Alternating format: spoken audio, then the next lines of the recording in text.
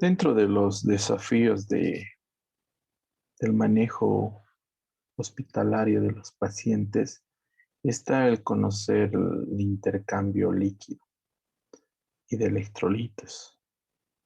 El ser humano es un organismo que debe mantener la homeostasis, quiere decir el equilibrio entre ingresos y salidas de líquidos y electrolitos.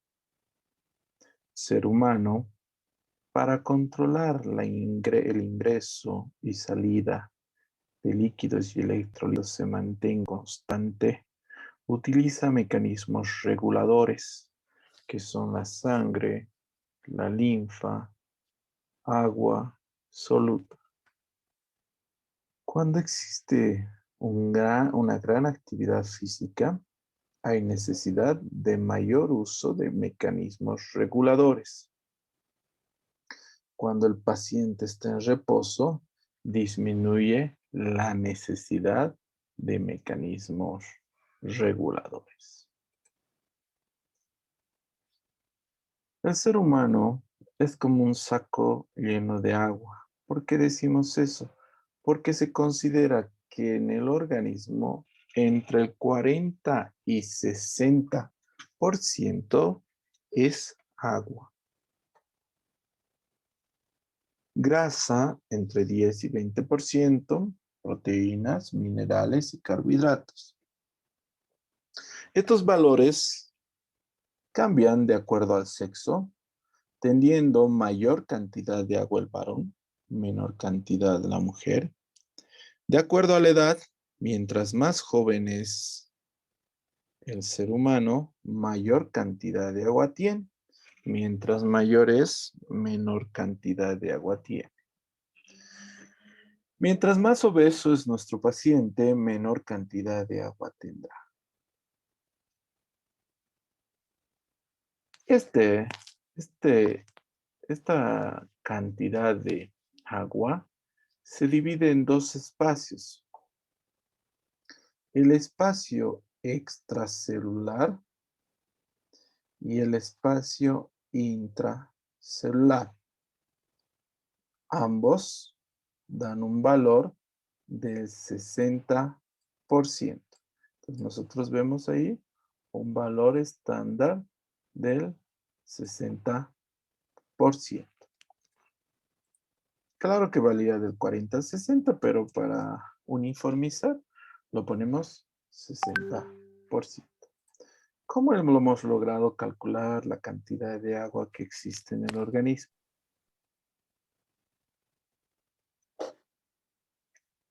Es por espectroscopía de bioimpedancia, óxido de deuterio, tritio de agua con radioisótopos de potasio. De esa manera, en experimentos y en laboratorios controlados, se calculó la cantidad de agua. Para una persona de 70 kilogramos, para una persona de 70 kilogramos, se sabe que el 20% está dividido entre el líquido intersticial, 15%, y el plasma, 5%. Esto es 70 kilos, va a ser igual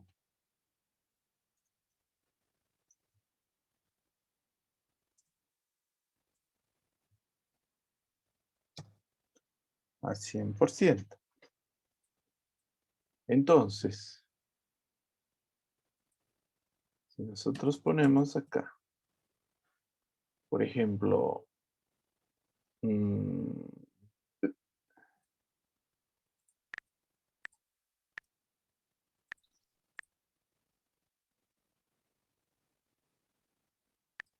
segundito.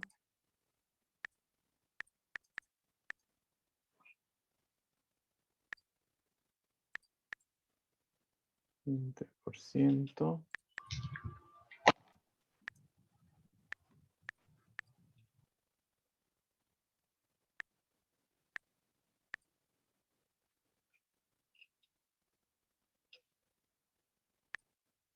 El 15% dividido entre 3.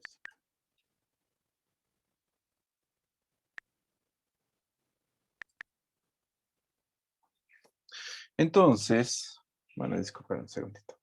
Entonces, cada 70 kilogramos está dividido en 60%.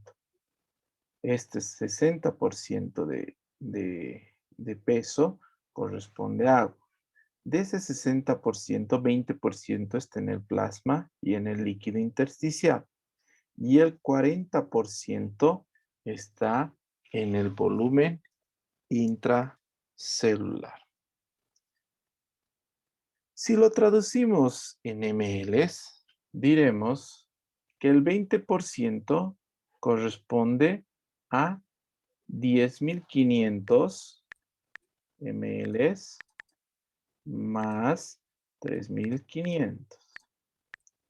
Entonces, 14.000 mLs van a corresponder al volumen extracelular, mientras el volumen intracelular es casi 2 veces mayor, que es 28.000.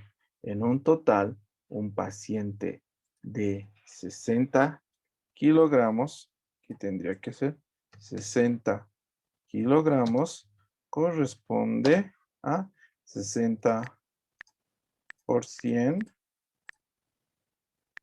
60 veces 100 dividido entre 70. Entonces, perdón un segundito. Bueno, van a disculpar. Entonces, el teléfono nunca deja de sonar. Entonces, 60. En regla de 3 lo transformamos. 60% va a ser 60 por 70. 60, si lo hacen con los calculadores, 60 por 70 sale 4.200. 60 por 70. Y lo divides entre 100. Dividido entre 100 sale igual 42. Entonces, sale igual a 42 litros. Entonces, aquí vemos 42.000 ml, que es lo mismo. 42 litros a ml. Entonces, en esta misma fórmula, podemos ir reemplazando. Si nosotros queremos saber cuánto es el 20%, por ejemplo, el 20%, lo único que haces es 20 por 70 dividido entre 100 y sale 14 litros. Entonces, solamente por regla de 3 se va reemplazando la cantidad. Este es un peso de 70 que normalmente utilizamos en todos los cálculos generales. Le damos un peso de 70 al paciente. ¿Entendido? Entonces, esa es la composición de líquidos dentro del cuerpo. Estos líquidos no solamente están los líquidos, sino también están los cationes y los aniones, que deben estar en un equilibrio. Si ustedes ven, hay cationes 154, aniones 154 en el plasma. En el intersticio lo mismo. En el intracelular lo mismo. Es decir, hay una homeostasis, un equilibrio, que se mantiene la misma cantidad de líquido y la misma cantidad de cationes y aniones. Eso se llama estar sano, estar equilibrado, homeostasis. Para lograr eso, existen diferentes tipos de proteínas transportadoras en las membranas celulares. Hay proteínas de difusión simple, difusión facilitada, proteínas con gasto de ATP, y en cada una de ellas funciona. Entonces, ese equilibrio de homeostasis de cantidad de líquido y de electrolitos dentro del organismo se mantienen gracias principalmente al riñón, a través de la hormona antidiurética y la sed. Esto quiere decir que cuando el riñón está sano, todo nuestro organismo está protegido de variaciones de líquidos y sales. Cuando el riñón está bajo influencia hormonal, el medio interno está desprotegido. Cuando el riñón está bajo las influencias de los diuréticos, nuevamente el medio interno está desprotegido. O cuando el riñón esté enfermo.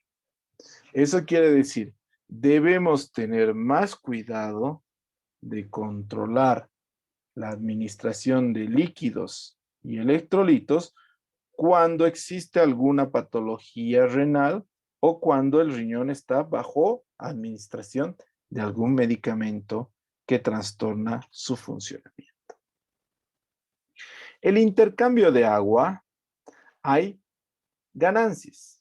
Al día consumimos en 2.500 a 3.000 ml, cuando es un día normal, cuando estamos sanos. Quiere decir 800 a 1.500 por vía oral, alimentos de 500 a 700 ml y agua de oxidación interna 500 ml. ¿Qué es esta llamada agua de oxidación interna? En el cuerpo existen miles de células, pero también dentro de esas células va a haber células que se han roto. Estas células que se han roto liberan su agua al exterior. Y esa agua que se libera de estas miles y millones de células que mueren por día, se ha calculado que son 500 ml. Eso es el agua de oxidación interna. Cuando el paciente está enfermo, no pierde 500, no gana 500 ml. Se le calcula solo 400 ml. ¿Por qué? Porque está en reposo, no está haciendo nada, entonces hay menos número de células que han muerto. Entonces no se olviden, el agua de oxidación interna cuando el paciente está enfermo es solamente 400 ml. Entonces, todos los días, el ser humano consume 2.500 a 3.000 ml. Para que exista un equilibrio, debe haber una pérdida de lo mismo, de 2.500 a 3.000 ml. Se pierde por la orina, por el intestino, por los pulmones y la piel. Entonces, ahí se crea un equilibrio. Hay una homeostasis. Consumimos 3 litros, orinamos, perdemos 3 litros. 3 litros entran, 3 litros salen. Eso es un equilibrio y ahí se mantiene uno saludable. Si todo fuera así siempre estaríamos bien. Lamentablemente existen lo que llamamos pérdidas anormales. Pérdidas anormales. ¿Qué son las pérdidas anormales? Lo que no perdemos cuando estamos en homeostasis. Por ejemplo, en el tubo digestivo, vómitos, diarrea, cialorrea, hemoptisis, sondas, ya sean nasogástricas, sondas enterales, gastrostomías, yeyunostomías, colostomías. Entonces, todo eso son pérdidas anormales por el tracto digestivo. Por sudoración profusa y por taquipnea, ¿cuándo perderías? Cuando haces ejercicio.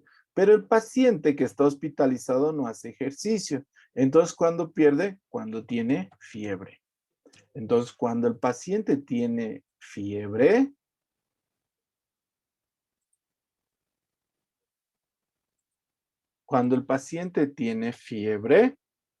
es que cuando hay pérdidas anormales. ¿Y cómo contabilizo esto de la fiebre? Mediante una fórmula. Si hay fiebre, se agrega 10% sobre las necesidades basales de agua por cada grado por encima de 37. Si el paciente tiene 37 grados, se le agrega 10% de las necesidades basales. Si tiene 38 grados, se le agrega 20% de las necesidades basales y así sucesivamente. Vamos a ver más adelante qué son las necesidades basales. Entonces, cuando un paciente está hospitalizado, ha perdido la capacidad de decir cuánta agua necesita, porque aparte de tener las pérdidas anormales, no está consumiendo de forma adecuada. Por eso nosotros los médicos debemos hacer el cálculo de sus necesidades diarias. Entonces, las necesidades diarias o en 24 horas. Entonces, en 24 horas, ¿cuánto necesita nuestro paciente? Eso quiere decir, ¿cuánto de agua va a necesitar? Necesidades basales, más pérdidas anormales, más necesidades de corrección. Entonces aquí lo que ponemos es más eso. Y nos da las necesidades diarias en 24 horas. ¿Cómo saco las necesidades basales? Las necesidades basales se sacan mediante 3 diferentes formas. La primera forma es por aproximación. Aproximadamente, ¿cuánto necesita? Una persona de 70 kilos, ¿cuánto de agua necesita? Hemos dicho, 3,000 ml. Punto. ¿De dónde sale ese número? Pues sale del conocimiento de fisiología que tengo, 3,000 ml, aproximada. La otra, la segunda, es adecuada. Es una forma adecuada. Y la tercera es una forma perfecta de sacar. La forma adecuada. Con la forma adecuada utilizamos kilopeso. Por ejemplo, un recién nacido y un lactante necesita 100 a 150 ml por kilo. Los niños, 50 a 70 y el adulto de 30 a 40. Entonces aquí tengo necesidades basales. Si quiero sacar con una fórmula aproximada, puede ser 30 a 40 ml por kilo.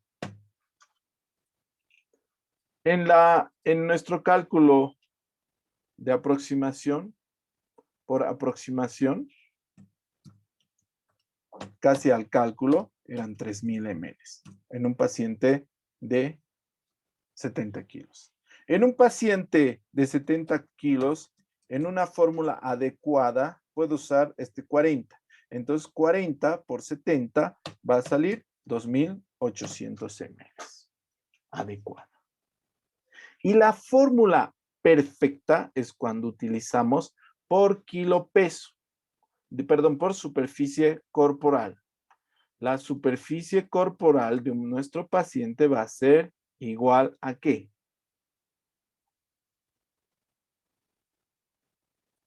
Peso, 70. Ay, caramba. Aquí, 70. Por 4, que es de la fórmula. Más 7. Igual. Peso, 70 más 90. Entonces aquí, 160. 70 por 4, 280. Más 7, 287. 287 dividido entre 160. Sale 1.79375. Pero para fines académicos solamente tomo estos dos primeros decimales sin redondear. 1.79. Una vez que tienes la superficie corporal de uno de 70 kilos, 1.79, lo multiplicas por 1.500.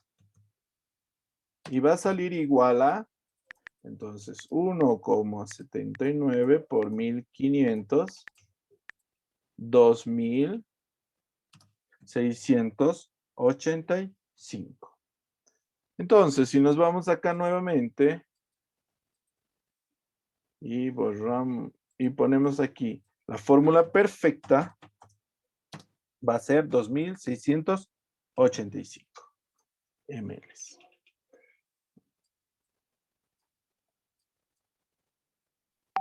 Entonces, si nosotros vemos ahí, la diferencia entre uno y otro no es tanto. 2800 es 2600.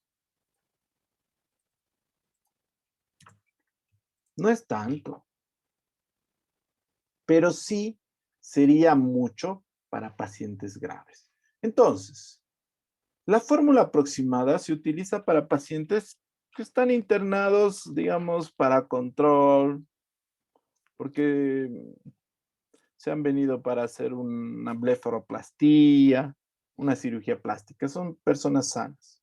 La fórmula adecuada utilizamos en pacientes, por ejemplo, apendicitis, colecistitis, que tienen. Pacientes sanos con una enfermedad ligera, leve. Y la fórmula perfecta utilizamos cuando el paciente está grave, nefrópata, cardiópata, que no va a aguantar el procedimiento quirúrgico. Entonces, para calcular nosotros las necesidades diarias, primero necesito saber cuánto de necesidad basal voy a poner. En este caso vamos a usar la fórmula perfecta. 2685 ml. Las pérdidas anormales. Este paciente está hospitalizado. Está hospitalizado y tiene una sonda nasogástrica que ha drenado 50 ml. Ha tenido un drenaje con 60 ml y ha orinado, digamos, 1200 ml. Temperatura 38 grados centígrados. ¿Esto de dónde viene? Todo viene de la historia. Tú agarras la historia clínica y ya está escrito ahí. ¿Cuáles son pérdidas patológicas? Sonda nasogástrica, drenaje patológico. Entonces, acá voy a poner lo patológico. Acá voy a poner 50 más 60, 110 ml. Aquí va a ser un poco de confusión para ustedes. Entonces, aquí necesidades basales va a ser 2685 cc. Aquí va a ser pérdidas anormales 110 ml. Las necesidades de corrección serán la fiebre. ¿Qué dice la fiebre? Que por cada grado de temperatura por encima, saco aumento 10% más de las necesidades basales. Entonces, ¿cuánto es el 10% de 2685? Entonces, 2685 por 10%. Igual. Entonces, son 268 ml. Todo esto va a ser igual a 2685 más 110 más 2685. Igual. Entonces sale 3063 ml. ¿Eso es todo? No. Debo restarle, si recuerdan, esto que hemos dicho que era el agua de oxidación interna, que el agua de oxidación interna en un paciente enfermo va a ser 400 ml. Entonces, le restamos menos 400 ml. Sale igual 2663. Punto. Entonces, nosotros tenemos para esta paciente que hemos inventado su historia, la administración de 2.663 ml en 24 horas. Como no existe una solución de 63 ml, se administra por goteo y el goteo se calcula. Volumen total, ¿cuánto? ¿Cuánto va a ser? Lo que hemos calculado, 2.663 dividido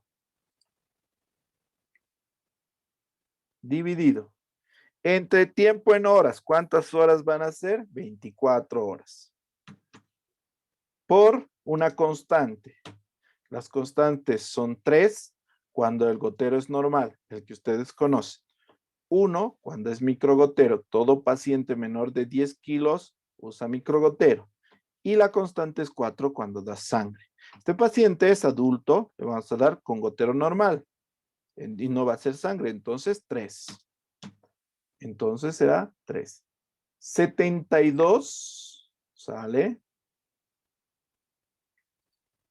Entonces será 72. Ay, qué raspa.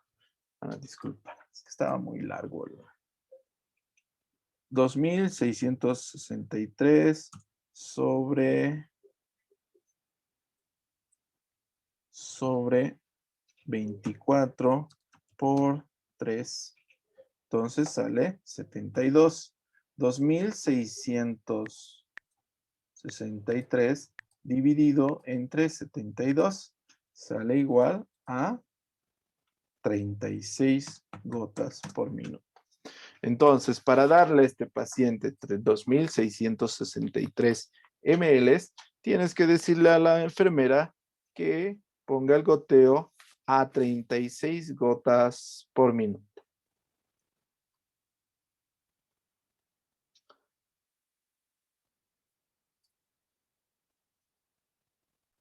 Entonces, es importante calcular el agua, pero mínimamente tenemos que aprender a calcular el sodio y el potasio. ¿Para qué? Para mantener una osmolaridad entre 290 y 310 miliosmoles.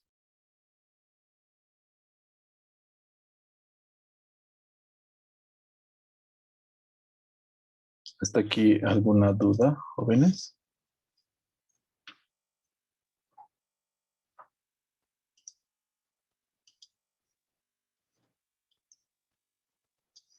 Bueno, continuamos.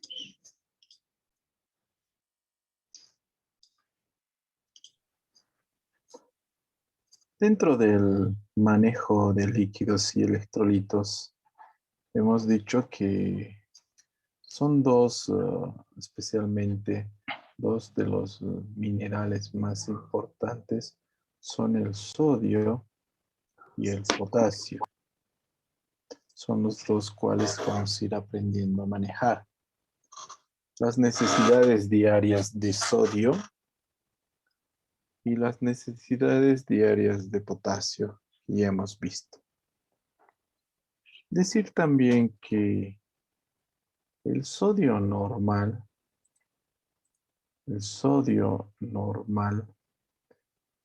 tiene un rango de 135 a 145 miliequivalentes. Este rango permite mantener la homeostasis de los tejidos. Cualquier resultado inferior a 135 llamamos de hiponatremia. Cualquier resultado por encima de 145 llamamos hipernatremia. La hiponatremia es la disminución del sodio secundario a pérdidas renales, hipoaldosteronismo y patología gastrointestinal. También se ocasiona con menos frecuencia por retención de agua, secreción inadecuada de hormona antidiurética y iatrogenia. ¿Qué síntomas presenta? Cuando hay hiponatremia, tenemos anorexia, espasmos musculares, cefalea, arreflexia, náuseas, taquicardia y vómitos.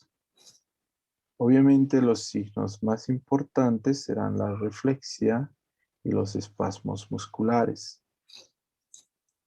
Una vez que tú tienes sospecha de hiponatremia, se solicita un examen que se llama ionograma. Ionograma.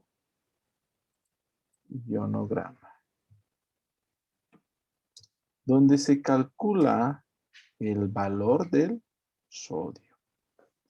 Si en este valor es menor a 135, confirmaste la hiponatremia. Hay casos de hiponatremia intensa que van a tener síntomas y signos más severos, como edema cerebral, mielosis pontina central y pérdida de reflejos. Para no llegar a esta patología tan grave, se hace una corrección de los valores de sodio. ¿Cómo? De acuerdo a una fórmula. 130 menos el sodio actual. El sodio actual es lo que sale en el ionograma. Digamos, nuestro paciente tiene 125. Aquí abajo. 125. Su peso va a ser de 70 por 0,4 o 0,6. Cuando es varón es por 0,6 y cuando es mujer por 0,4. Si es masculino es por 0,4. Entonces, aquí completamos un poco. 130 menos 125. ¿Cuánto nos sale? 130 menos 125, 5. 5 veces 5 por 70, 350. Por 0,4, perdón, si es mujer, por 0,4, 140. Entonces, la paciente necesita 140 mili equivalentes. Si es mujer. Si es mujer. Sería por 0,6 si fuera varón. Pero este valor se le tiene que aumentar el sodio de necesidad diaria. Este sodio, ¿se recuerdan? La necesidad diaria. Ese sodio, por el peso, es 1 a 2 mil equivalentes. Cojo el más bajo. Entonces multiplico 1 por 70. Entonces nos va a salir igual a 70. 70 más 140 sale 210 mili equivalentes. Entonces este paciente, para corregir su déficit, necesita la administración de 210 mili equivalentes. Si su peso fuera 70 y su cantidad de sodio fuera 125.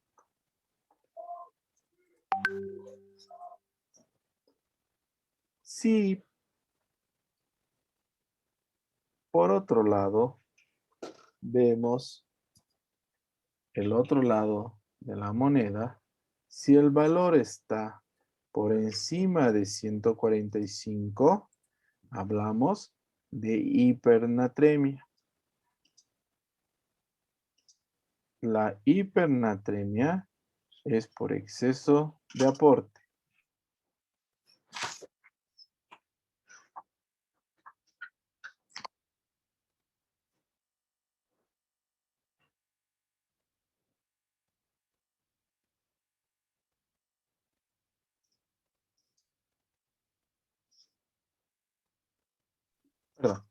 Entonces, si es encima de 145 es hipernatremia.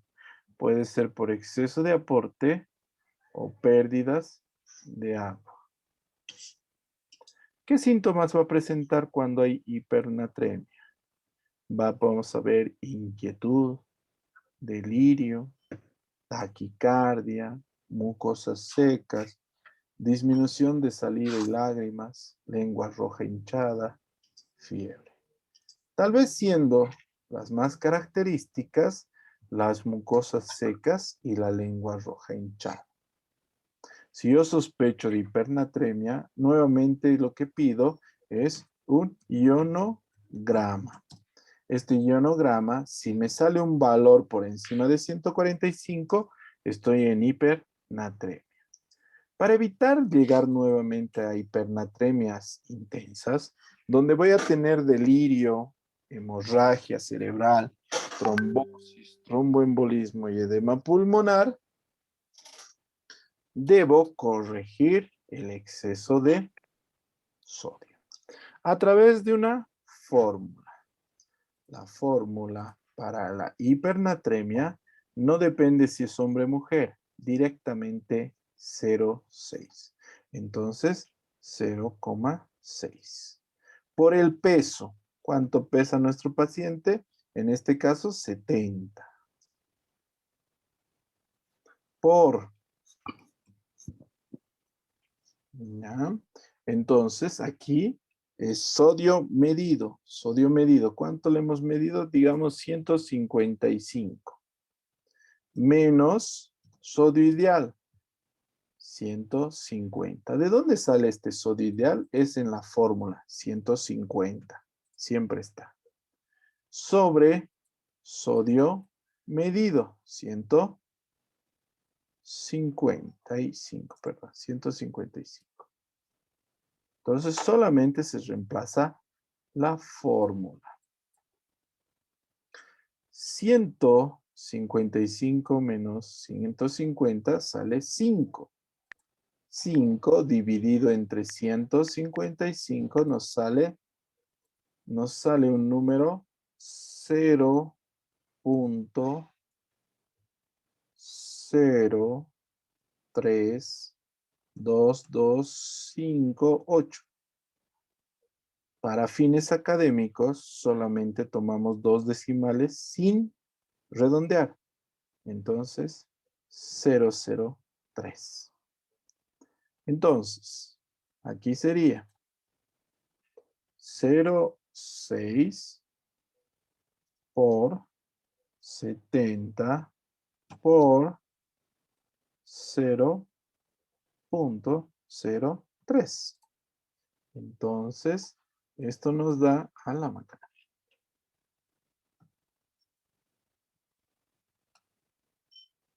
No sale.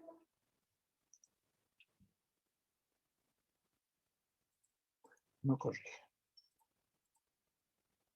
Entonces, nos da 0,6 por 70 por 0,03. Igual. 0,03 por 70 por 0,6. Para corregir la hipernatremia de este paciente, debo administrarle 1.26 litros o 1.260 ml de agua. Entonces lo voy a diluir el, el sodio con 1 litro y 300 ml.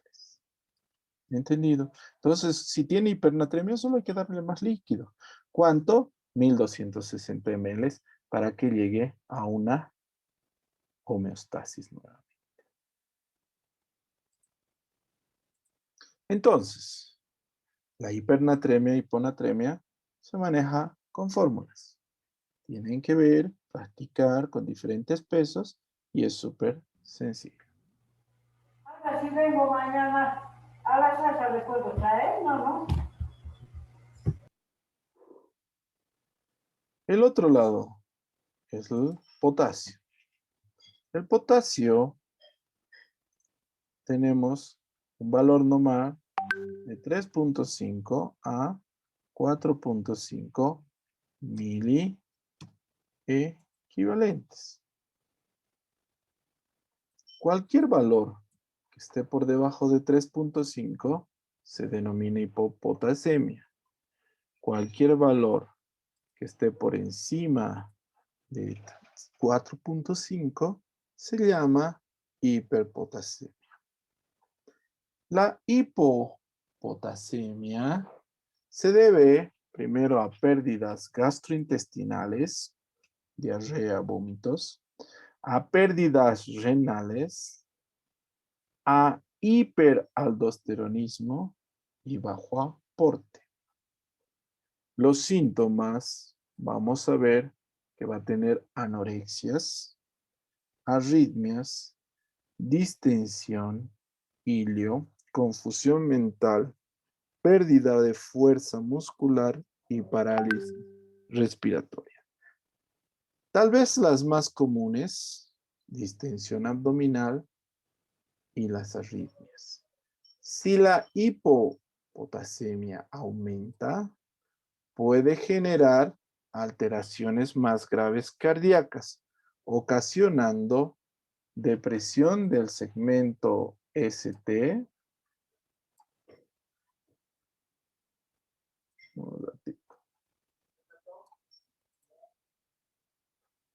depresión del segmento ST, aplanamiento de la onda T,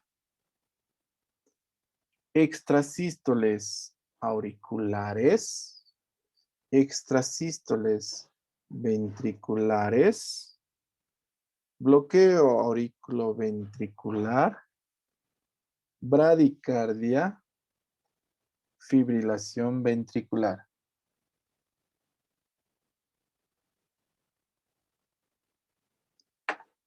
Si la hipopotasemia debemos corregir. No se debe administrar potasio muy rápido, no se puede calcular. No se puede calcular en lo que se llama administración como del sodio. Máximo corregimos 2 miliequivalentes por kilo y administramos en 4 a 6 horas bajo monitorización electrocardiográfica. Porque el potasio endovenoso mata. Incluso a los perros se los mata con potasio endovenoso. Entonces, mucho cuidado. Hay algunas reglas para la administración de potasio. Primero, no se debe dar más de 40 miliequivalentes por litro de solución. No más de 20 miliequivalentes por hora. No más de 200 miliequivalentes por día. Si la hipopotasemia es leve, es mejor dar vía oral, cloruro de potasio, fosfato de potasio y bicarbonato de potasio. El otro lado de la moneda es la hiperpotasemia. Todo valor por encima de 4.5 es hiperpotasemia. Normalmente es secundario a exceso de aporte, excreción renal disminuida, hipoaldosteronismo, drogas como la espirolactona, captopril, enalapril y enfermedades suprarrenales. La hiperpotasemia genera síntomas como bradicardias, taquicardias, paradas cardíacas, fibrilaciones, calambres, parálisis flácida ascendente, parálisis respiratoria, distensión abdominal. Ya de por sí son graves, Peor las complicaciones, hemorragia cerebral, trombosis, tromboembolismo. La hiperpotasemia se trata de acuerdo al valor. Si el valor de potasio está entre 5 y 6, se da diuréticos como furosemida y resinas de intercambio de carboxilate, 30 gramos bioral. Si el valor está entre 6 y 7, se da bicarbonato de sodio más glucosa más insulina. Si el valor está mayor a 7, se le da todo. Cloruro de calcio, gluconato de calcio y glucosa más insulina.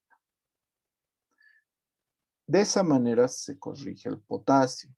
El potasio no es un mineral que se pueda reponer tan rápidamente como el sodio. Como administramos soluciones de cloruro de sodio y cloruro de potasio, el cloro se corrige conjuntamente con el sodio o con el potasio. Dentro de los otros minerales tenemos el calcio, pero este tiene una reserva amplia en el esqueleto. Es lo bueno que trastornos severos de calcio solo vamos a ver en cirugías de tiroides con parotidectomías accidentales. Y más de ahí no vamos a ver trastornos graves del calcio. Otra es el balance de magnesio. El magnesio es un catión libre y normalmente en la dieta consumimos bastante. Pero hay una patología que se manifiesta con hipomagnesemia, que es la preeclampsia en las embarazadas.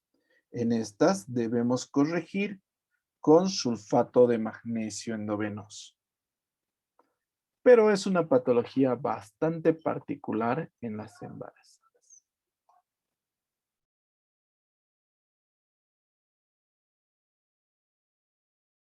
Bueno, estos temas son bastante importantes para que ustedes los conozcan y los manejen.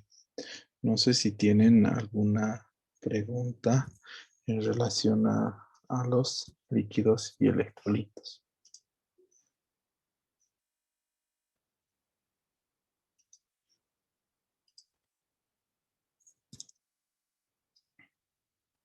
Si no hay preguntas, por favor pongan su asistencia en en el chat. Y eso sería todo por el día de hoy.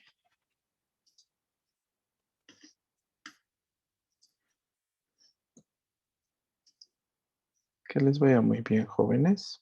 Vayan viendo el video para que no pierdan el hilo. En el chat ya puse de dónde a dónde su examen para la próxima semana, que es a la 1 de la tarde, por si acaso está fijado. Que les vaya muy bien. Hasta luego.